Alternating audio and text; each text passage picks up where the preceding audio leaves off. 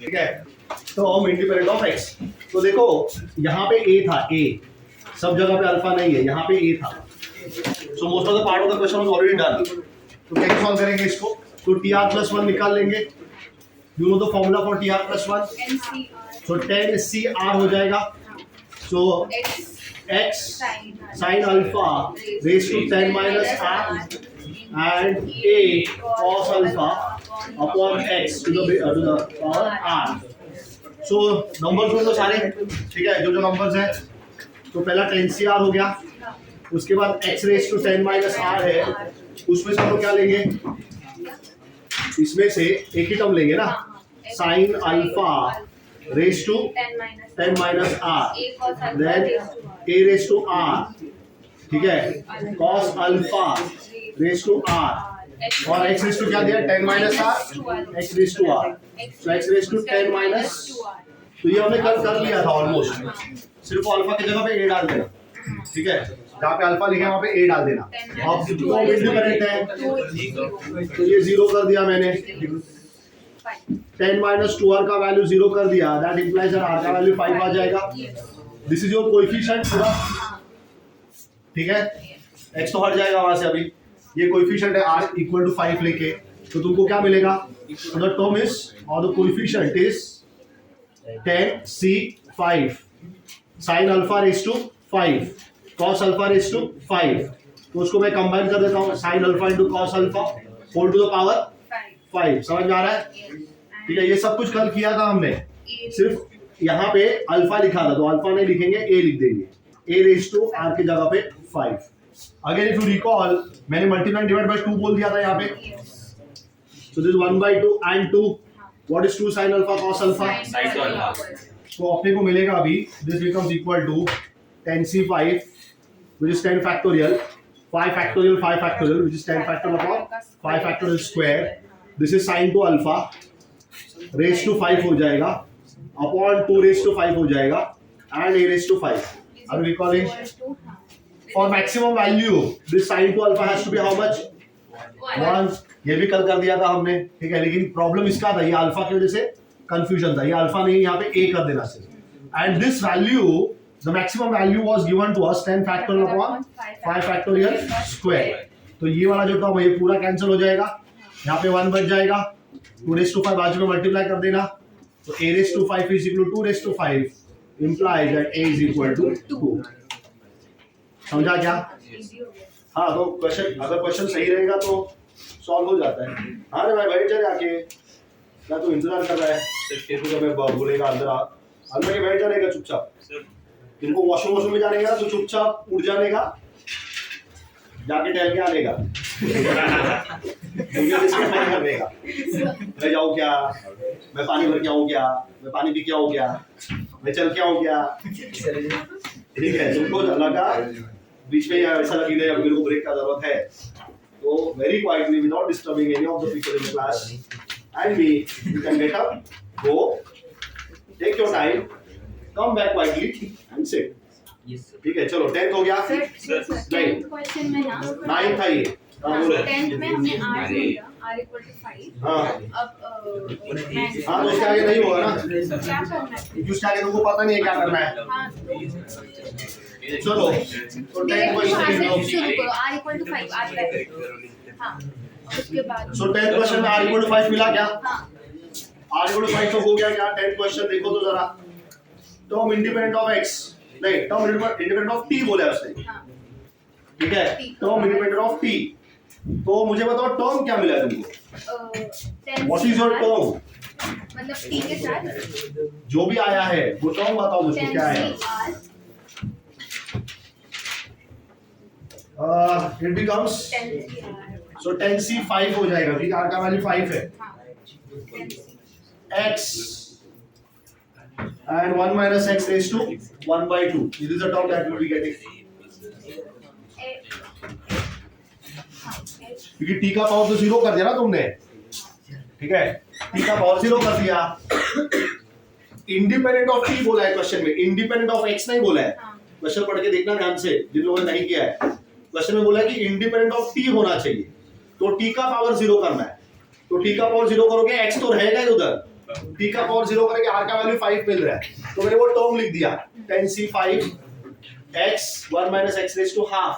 अब वो बोलेगी ये टर्म क्या होना चाहिए, ये टर्म मैक्सिमम होना चाहिए। मैक्सिमम वैल्यू बताओ ये टर्म का क्या है, बराबर ना। Maximum value of this term which is independent of t, ठीक है।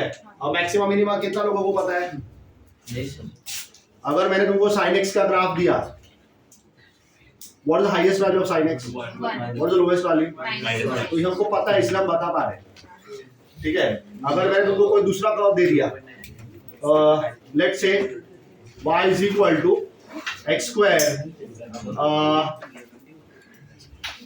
minus of 9x minus 36 ये दे दिया, अब बताओ अब मैक्सिमम वैल्यू किधर आएगा,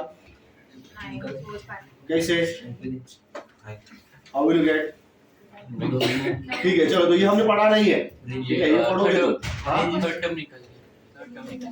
third term get inside bye get inside, ठीक है।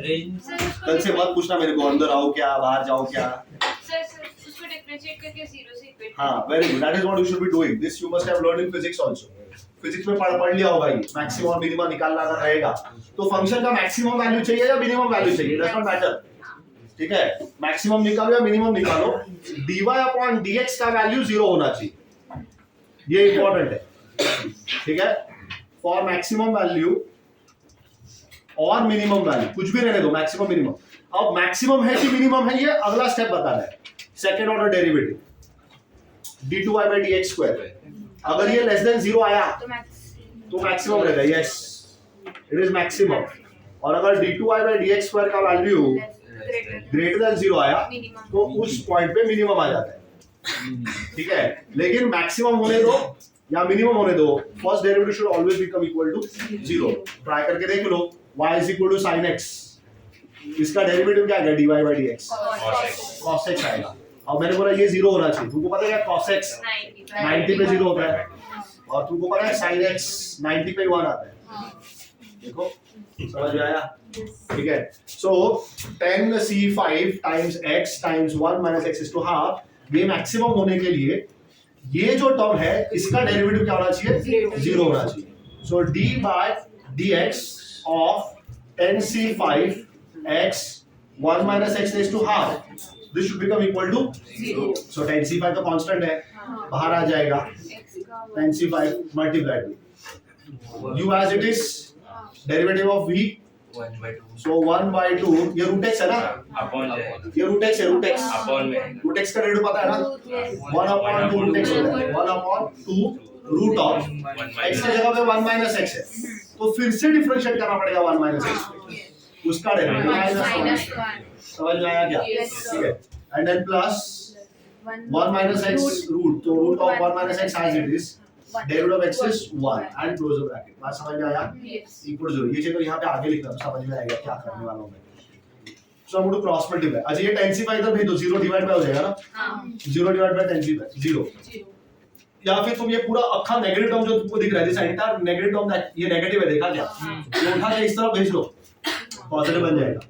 सो you have root of 1 minus x, it is left on the left side, is remaining on the left side, this one has gone on the right side, it has become x upon 2 root of 1 minus x, cross multiply, you get 2 into 1 minus x is equal to x, बराबर है क्या, देखो root 1 minus x into root 1 minus x, multiply कर दो 2 minus 2x, उधर भेजो 2x को, you get 3x, so x is 2 by 3, समझा क्या। so for x into 2 by 3 you get a maximum value। अब वो क्या बोल रहा है, बताओ मैक्सिमम वैल्यू कितना है, क्वेश्चन पढ़ के देखो, उसने बोला है maximum value of the term, what is that maximum value, तो मुझे ये पता चला कि ये जगह पे आने वाला है मैक्सिमम वैल्यू, ये उठा के टर्म में डाल दो, ठीक है। So your term will become 10c5, which is 10 factorial upon 5 factorial का स्क्वायर, x का वैल्यू है 2 by 3 और 1 minus x, so 1 minus 2 by 3, so that's 1 by 3 raised to half, 1 by 3 raised to half is 1 by root 3, the answer is 2 3 root 3, 10 factorial 5 factorial square, option C is the correct answer। समझा क्या सबको, please go ahead do this। So 27 raised to 999 is divided by 7.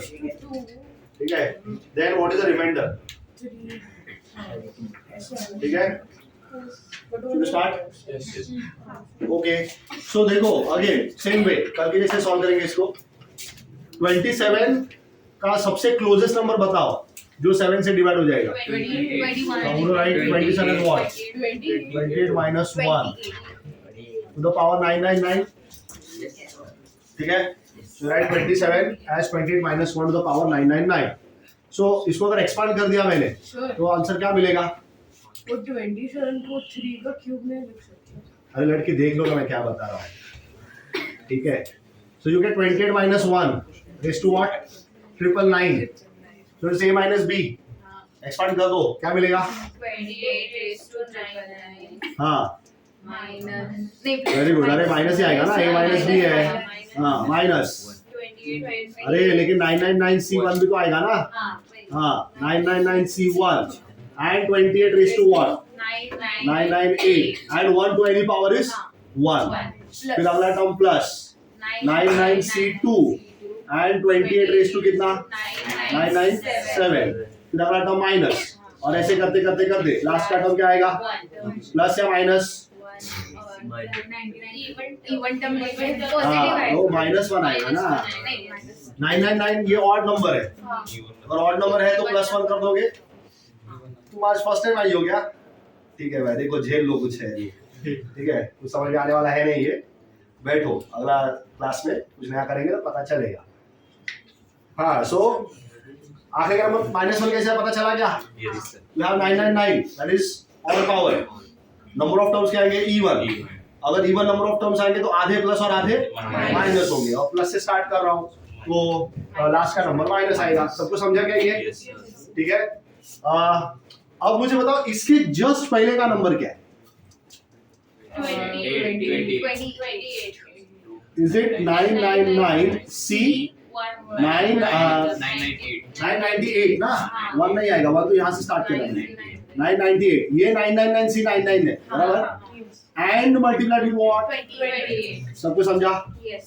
तो आखिरी का number छोड़ दो अगर मैं -1 तो बाकी जितने नंबर बचे हैं उसमें से क्या होगा? 28. Very good. So this is 28 multiplied with a very big number बराबर ना.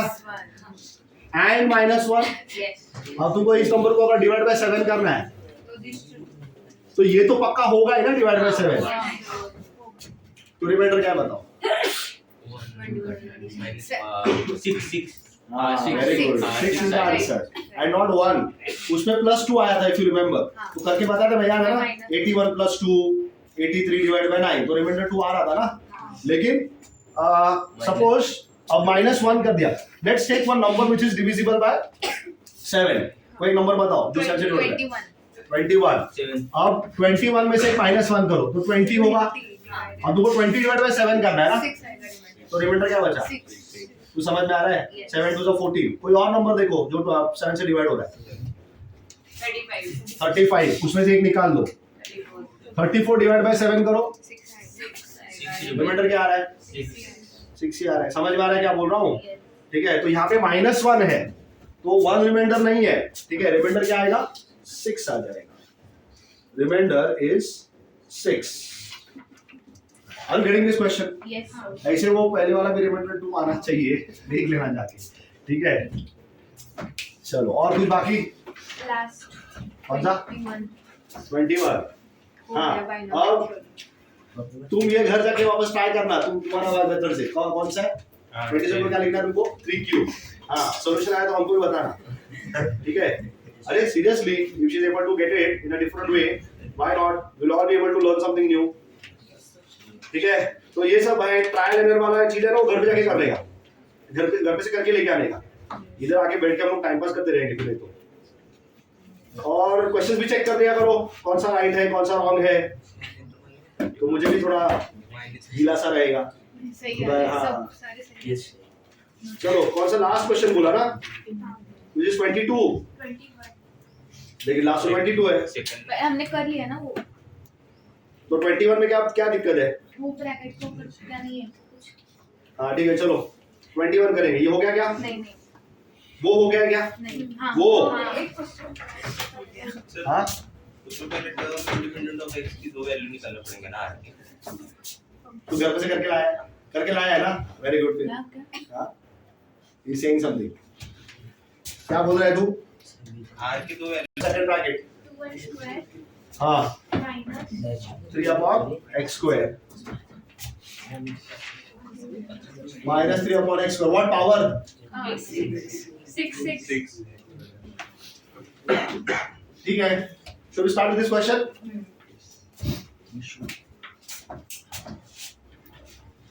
The term independent of x in the expansion of is equal to what? अब कल भी मैंने एक्सप्लेन किया था तुम लोगों को, ठीक है? वापस एक बार बता रहा हूँ देखो। अब तुमने यहाँ पे नंबर देखा 1/60 है ना? इसको अगर मैंने पावर पे एक्सपांड कर दे कितने टर्म आएंगे? 7 टर्म्स विल बी देयर। अब इसमें कोई ऐसा एक टर्म आया जो इंडिपेंडेंट ऑफ x है और वो मल्टीप्लाई में 1/60 करूंगा तो भी इंडिपेंडेंट ऑफ x ही रहेगा ना? समझा मैं क्या बोल रहा हूँ? तुमको बाकी देखो इसके कितने टर्म आने वाले 7 और ये कितने टर्म्स है? 1 दो टर्म है। ये 7 टर्म और ये 2 टर्म मल्टीप्लाई करोगे कितने टर्म्स आएंगे? 14 टर्म्स विल कम। वो 14 टर्म में ऐसा कोई टर्म होगा क्या जो इंडिपेंडेंट ऑफ x है? हाँ ऐसा एक क्या दो भी हो सकता है, मुझे क्या मालूम? समझा ना? वो तो करके देखना पड़ेगा। 14 टर्म निकलेगा तब जाके ढूंढूं मैं उनमें कौन कौन इंडिपेंडेंट ऑफ x है। लेकिन आई कैन प्रेडिक्ट कि भाई इंडिपेंडेंट ऑफ x कैसा हो सकता है। तो इसमें अगर कोई टर्म इंडिपेंडेंट ऑफ x आया ये वाले में, ये मैं ढूंढ सकता हूँ बराबर ना? I can find the term independent of x in this. ऐसा कोई टर्म ढूंढो जो इंडिपेंडेंट ऑफ x है और इसको 1/60 से मल्टीप्लाई कर दिया तो काम हो जाएगा ना? वो भी टर्म इंडिपेंडेंट ऑफ x रहेगा। अच्छा ऐसा कोई टर्म है जो 1/x⁸ आ गया जो क्या आ सकता है? आ सकता है मालूम है ना? यहाँ पे टर्म नीचे क्या है? x² है ना? और हाईएस्ट पावर कितना है? तो कितना आएगा last term? x power 12 denominator में बराबर ना? अगर तो समझ में आ रहा है? कैन यू फॉर्मुलेट क्या क्या हो सकता है? एक्सपांड करोगे तो आखिरी का टर्म क्या रहेगा? 3/x² the power what? 6। तो x का पावर कितना हो जाएगा? तो पावर 12 तक जाना मतलब बीच में 8 मिलने का पूरा चांस है। ढूंढना पड़ेगा मिल रहा है कि नहीं मिल रहा है। समझ में आया? तो मैं दो टर्म ढूंढने वाला हूँ। एक वो जो टर्म इंडिपेंडेंट ऑफ क्या? टर्म इंडिपेंडेंट ऑफ x ढूंढेंगे एंड एक जहाँ पे x 1/x⁸ so term containing 1/x⁸ that is x⁻⁻8। समझ में आया क्या? ये दो टर्म ढूंढेंगे हम लोग, ठीक है? तो अपने को पता है टर्म कैसे ढूंढा जाता है, ठीक है? We already know how to find the term. So tr+1 का फॉर्मूला लगेगा। तो tr+1 के हिसाब से tr+1 is equal to n कितना है? मैं इसी टर्म के लिए काम कर रहा हूँ, समझ में आ रहा है? तो वो दो टर्म ढूंढ के निकालूंगा और उनको इसके साथ मल्टीप्लाई भी करेंगे। समझ में आ रहा है क्या? एक्सपांड करने के बाद सबसे पहला टर्म क्या आएगा? इसका 2x so I'll just write 1/60 minus x⁸ upon 81। समझा ना? सबसे पहला टर्म क्या आएगा? 2x² to the power 6। और फिर ऐसे बहुत सारे टर्म आते जाएंगे। बहुत सारे नहीं आएंगे, 7 आने वाले। आखिरी में कौन सा आएगा? प्लस आएगा कि माइनस आएगा? माइनस हाँ वेरी गुड। समझ में आ रहा है? अभी प्लस आता है कि माइनस में कैसे डिसाइड करने का? तो माइनस ऑफ व्हाट? 6 plus 1 ना? 7 odd number of terms। हाँ my mistake, sorry। so plus 3/x² to the power 6। सब कुछ समझ में आया क्या? और बीच में कोई तो टर्म है जो क्या है? इंडिपेंडेंट ऑफ x है, तो वो मुझे लिखना है यहाँ पे। और बीच में एक ऐसा भी टर्म है जो 1/x⁸ इसके पहले वाली टर्म आएगी ना 1/x। आई डोंट नो, करते हैं ना? हाँ तो आने दो, कर लेते हैं। तो 6c r a का वैल्यू कितना है? 2x²। इधर देखने का मालूम है ना? इधर मत देखो, तो यहाँ पे भी देखता रहेगा, पता नहीं। यहाँ पे देखने का a का वैल्यू 2x²। रेस टू कितना? 6 माइनस r। दूसरा टर्म माइनस भी करना पड़ता है। -3/x² रेस टू कितना? r। ठीक है? So I will be getting 6c r then 2 raised to 6 minus r then -3 raised to r। मैं सब सारे नंबर जमा कर रहा हूँ। I usually do this, ठीक है? सारे नंबर जमा कर ले। So x raised to कितना? 12 minus 2r and -2r हो जाएगा। या अपॉन में x raised to 2r है जो ऊपर जाके माइनस हो जाएगा। So your term is 6cr 2 raised to 6 minus r minus 3 raised to r and x raised to 12 minus 4r। तो सबसे पहला 12 minus 4r को किसके साथ इक्वेट करोगे? 0 के साथ। ये वाले के लिए, फर्स्ट वाले के लिए। टर्म इंडिपेंडेंट ऑफ x के लिए। तो r का वैल्यू कितना आया? 3 आया, 3। समझा ना? r3 आया तो टर्म क्या आएगा? 4। हाँ टर्म 4। हाँ, फोर्थ टर्म आएगा। वैल्यू क्या आएगा? वैल्यू टर्म का वैल्यू क्या आएगा? 6c, r के जगह पे 3, 6c3, 2 raised to 3 minus 3 raised to 3, और ये तो x raised to 0 ही आएगा ना? 1। समझा? which is going to be 1, yes।